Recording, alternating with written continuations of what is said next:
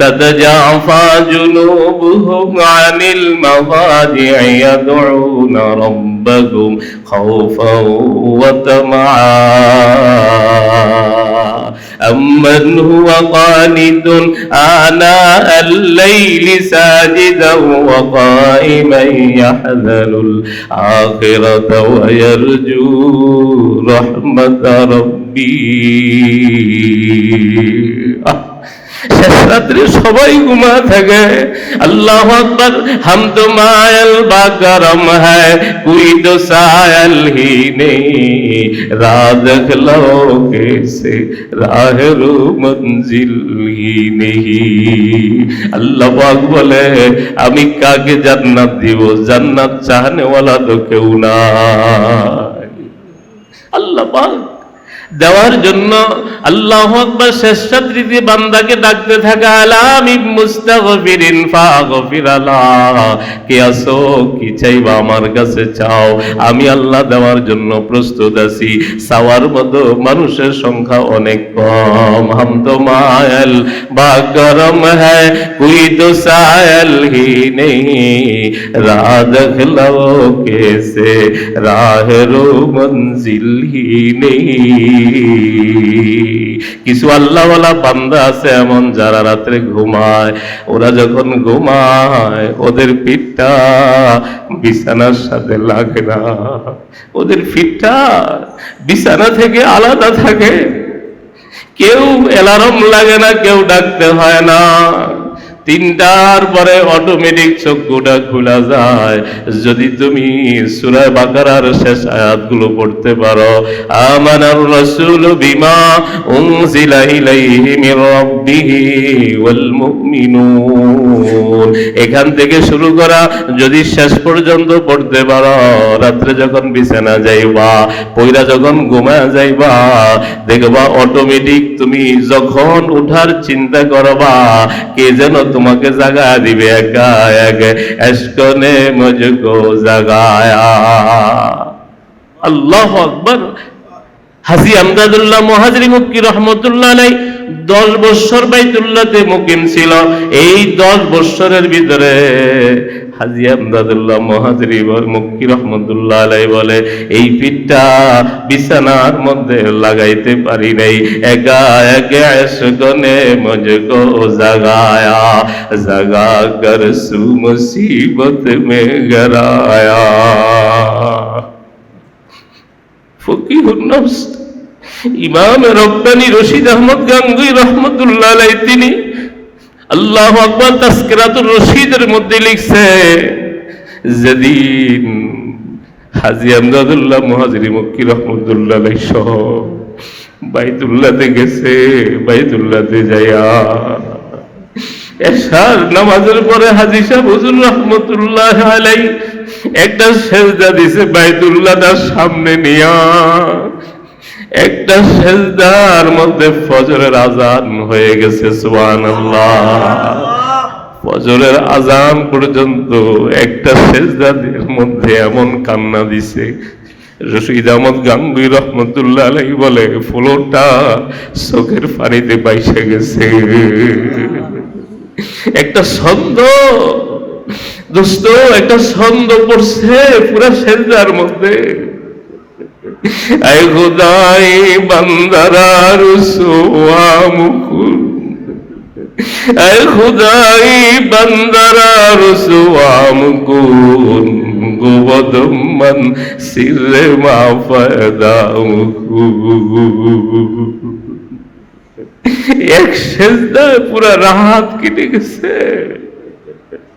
দোস্ত তুমি তো জিনার আখড়া তোমার রাত কেটে যায়, খেলাধুলার টিভির সামনে তোমার রাত কেটে যায়, আল্লাহওয়ালারা সেজদার মধ্যে রাত কাটা দিছে। আমার সেজদা 5 মিনিট লম্বা হয়েছে, আমার রুকুটা কি 5 মিনিট লম্বা হয়েছে, আমি কি লম্বা কেরাত দাঁড়া দাঁড়া পড়তে পারিনি। আল্লাহ রাসূল নামাজের মধ্যে এত লম্বা তেলাওয়াত করতো। তেলাওয়াত শুরু করছে, এক সাহাবী এসে পিছনে দাঁড়ায় গেছে, এক টানে সূরাতুল বাকারা শেষ। ওই সাহাবী মনে করছে বাকারা শেষ করে সেজদায় যাবে। আল্লাহ রাসূল বাকারা শেষ করা আল ইমরান পড়তে শুরু করছে, সূরা নিসা শুরু করে দিছে। ওই সাহাবী মনে করছে সূরা নিসা শেষ করে রুকুতে যাবে। আল্লাহ রাসূল সূরা নিসা শেষ করে আবার তেলাওয়াত শুরু করে দিছে। ওই সাহাবী নামাজ ছেড়ে দিয়ে চলে গেছে। এটা আমার পক্ষে সম্ভব না। আল্লাহ রাসূল দাঁড়া থাকতে থাকতে দুইটা পাও ফুলা যাইত। ইয়া আইয়ুহাল মুযাম্মিলু কুমিল লাইলা ইল্লা ক্বালিলা নিসফাহু আও ইনকুস মিনহু ক্বালিলা আও জিদ আলাইহি ওয়া রাত্তিলিল কুরআনা তারতিলা। রাসূল বলছে আমার কাছে নামাজ প্রিয়। জুইলাত কুররাতু আইনি ফিস সালাহ, কোন নামাজের দ্বারা আমার চোখের শীতলতা আমি খুঁজে পাই। সুবহানাল্লাহ। এই জন্য ভাইরা, লম্বা নামাজ শিখবেন কোথায়? কোথায় শিখবেন? মসজিদে যায় তো বাস খুব তাড়াতাড়ি মুরগি ঠকুরের মতো খালি দিয়া কখন কে কার আগে বাইর হয়ে যাবে। আমি এখনো দেখছি আসার নামাজের সময় দাঁড়ায় আছে, কিন্তু সুবহানাল্লাহ পড়বেই সময় নেই। একজন পিছনে নামাজ পড়তেছে, সে দাঁড়ায় আছে অপেক্ষায় কখন নামাজ শেষ করবে আর কখন বের হয়ে যাবে। ঠিক না বে ঠিক?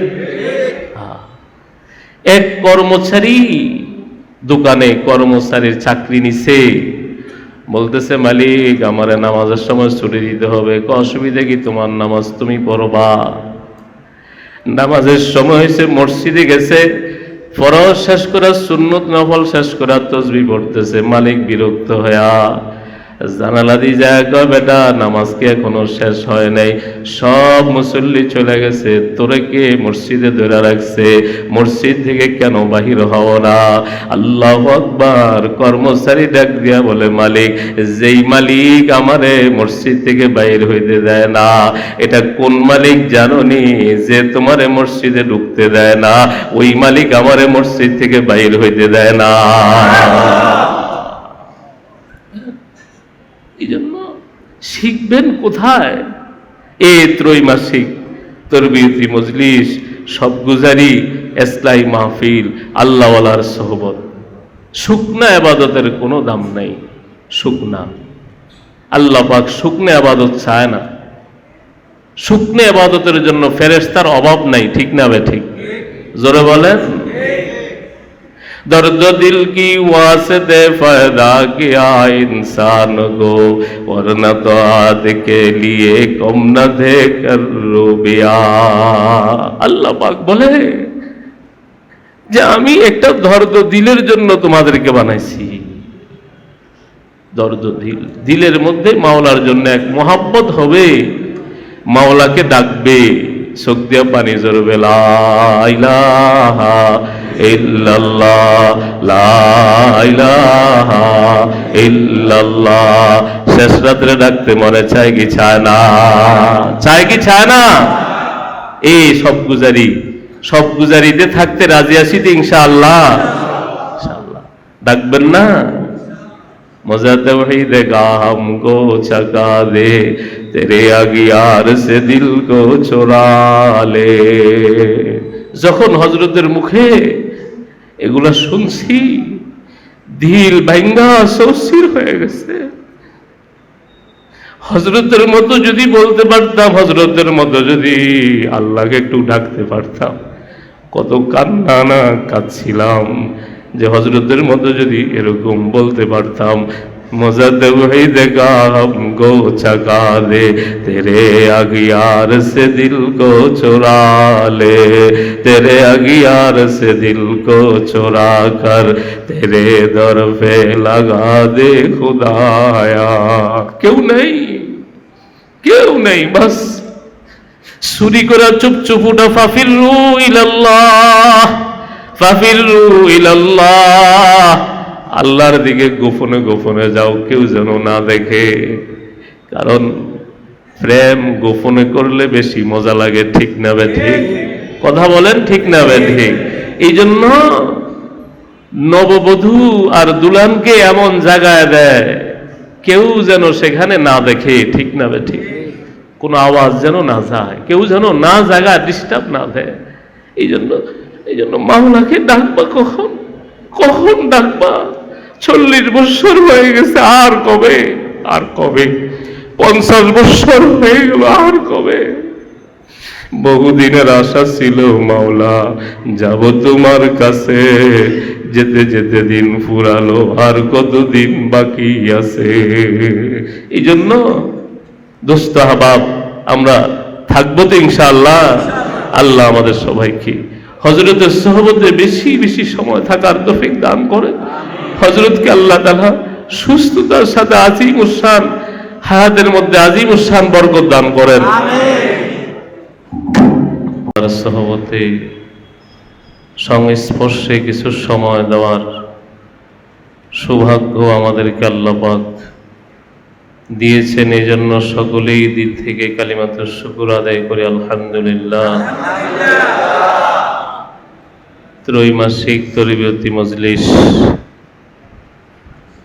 এগুলো আমাদের এই সমাজে অনেক অপরিচিত মজলিস, ঠিক না ঠিক? এক কথায় এগুলো অনেক অপরিচিত। তরবিয়ত কি জিনিস, ইসলাহ কি জিনিস, এগুলো এরকম আল্লাহওয়ালাদের মজলিসে আসলেই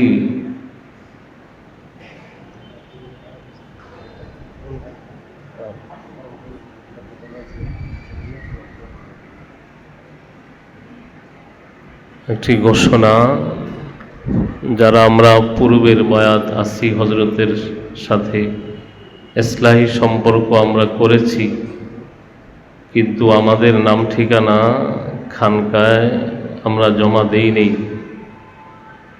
তারা খানকায় গিয়ে আমাদের ফরমের মধ্যে নাম ঠিকানাগুলো এন্ট্রি করার জন্য খানকা থেকে ঘোষণা এসেছে। যাদের নাম ঠিকানা নাই তারা আমরা নাম ঠিকানাগুলো খানকায় এন্ট্রি করে আসব।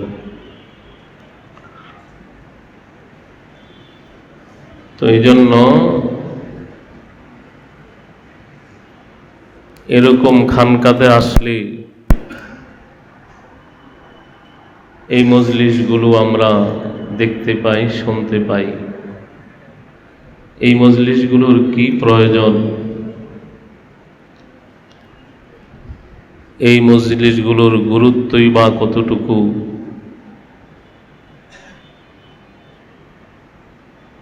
এই মজলিসগুলো নতুন কোনো মজলিস নয়।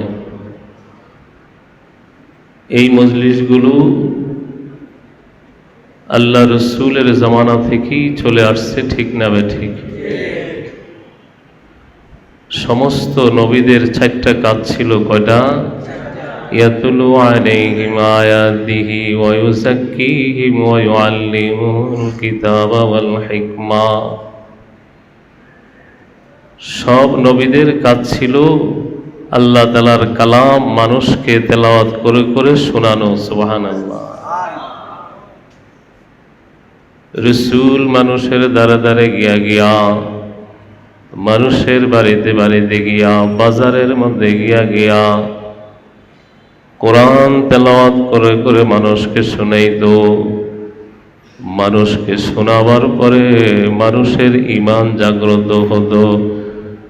কাফের বেঈমানগুলো কোরআন তেলাওয়াত শুনে শুনে কালেমা পড়ে মুসলমান হয়ে যেত। ইন্নামাল মুমিনুনা আল্লাযীনা ইযা যুকিরাল্লাহ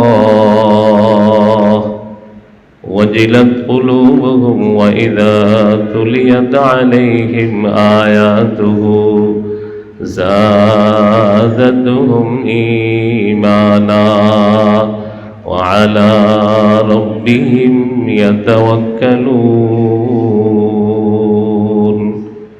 কোরআন তেলাওয়াত শুনলে ঈমান বৃদ্ধি হয় কি হয় না?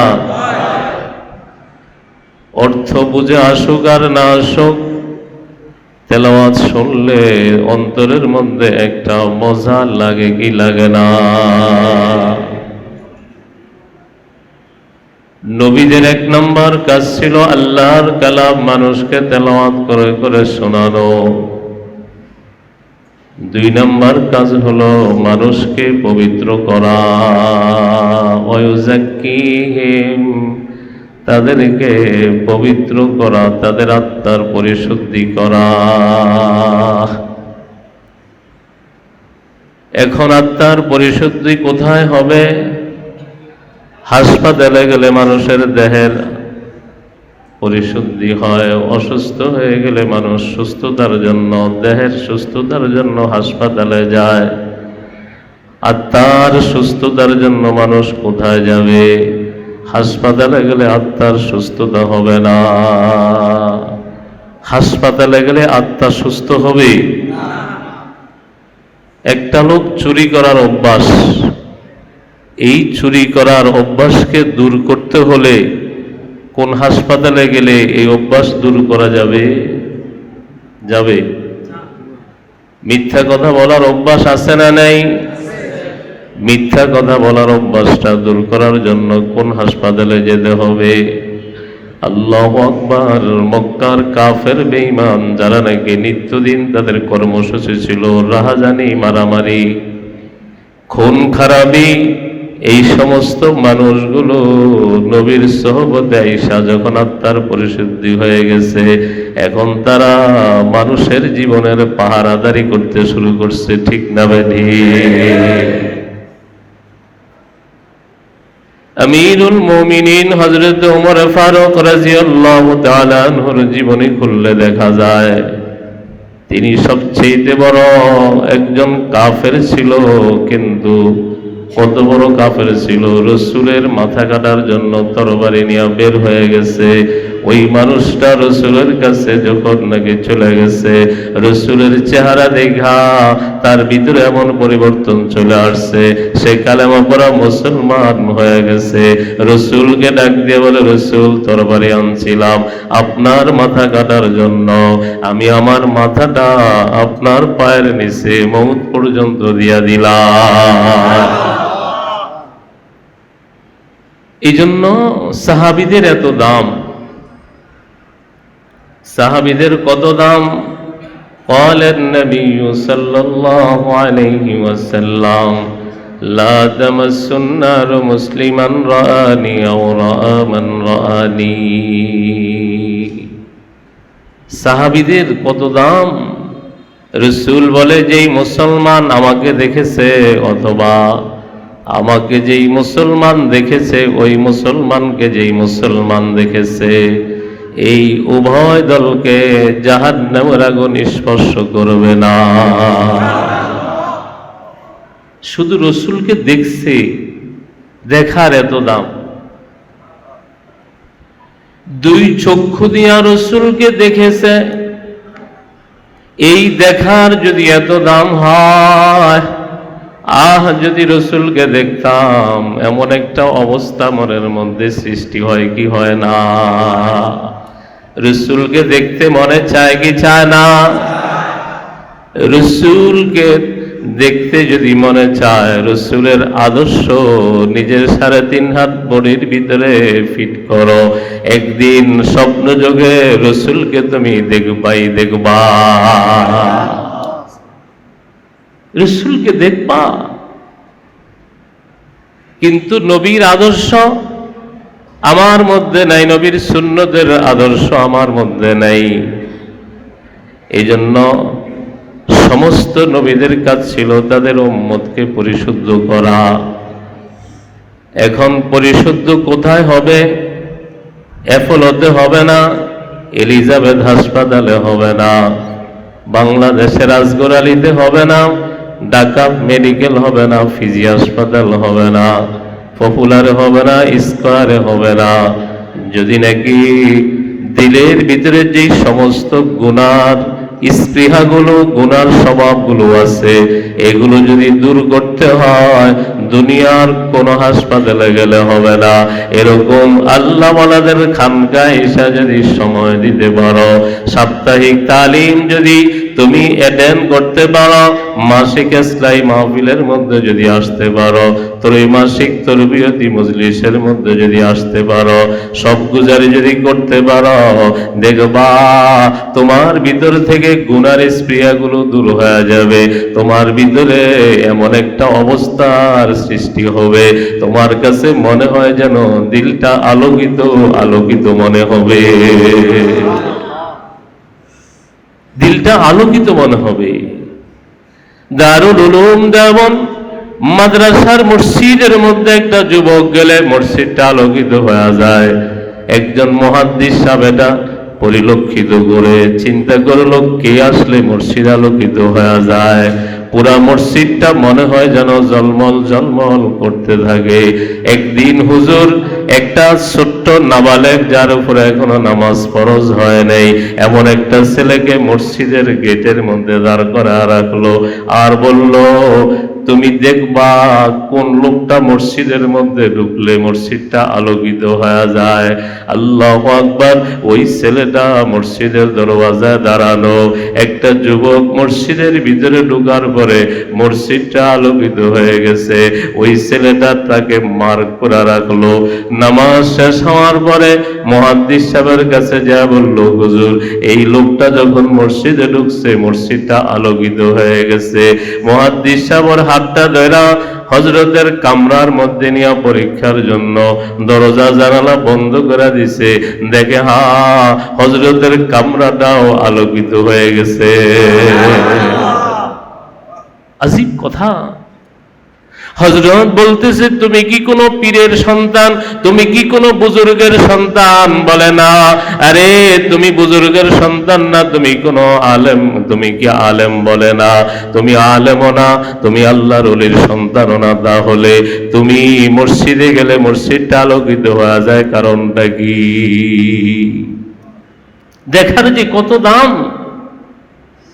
যুবক ডাক দিয়ে বলে, হযরত ইসমাইল শহীদ রহমতুল্লাহ আলাইহি, আহমদ শহীদ রহমতুল্লাহ আলাইহি যেদিন বালাকোটের যুদ্ধে রওনা দিয়েছিল, আমাদের বাড়ির সামনে দিয়েই যাইতেছিল। সব মানুষ দেখার জন্য পাগল পারা আহমদ শহীদ রহমতুল্লাহ আলাইহি, আল্লাহু আকবার। যেই রাস্তা দিয়ে চলতেন হাজার হাজার লাখ লাখ মানুষ তাকে দেখার জন্য রাস্তার মধ্যে পাগলের মতো দাঁড়ায় থাকতো। সুবহানাল্লাহ, আল্লাহু আকবার। বলতেছে যেদিন নাকি আমাদের রাস্তা দিয়া এত বড় বড় বুজুর্গরা রওনা দিয়েছিল, আমিও মানুষের ভিড়ে দাঁড়াছিলাম দেখার জন্য।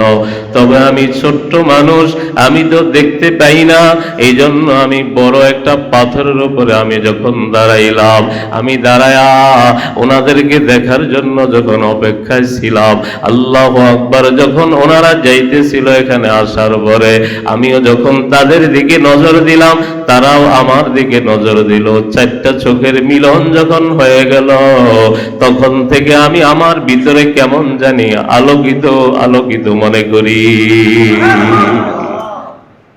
এক জামানা সাহাবাত বা আউলিয়া বেদর আজসাদ সালে দোয়াত বেরিয়া, মাইলে মুমিন সুয়ে মুমিন মিশাওয়াত, মাইলে কাফের সুয়ে কাফের মিশাওয়াত, গর্দ সঙ্গ খারা উমর মরশবি, সুবা সাহেব দিল রসি গৌহর শবি, সালেহা দু সঙ্গ বুদি দিল খরাশ, আজমুদা এক জামানা খাগবাস।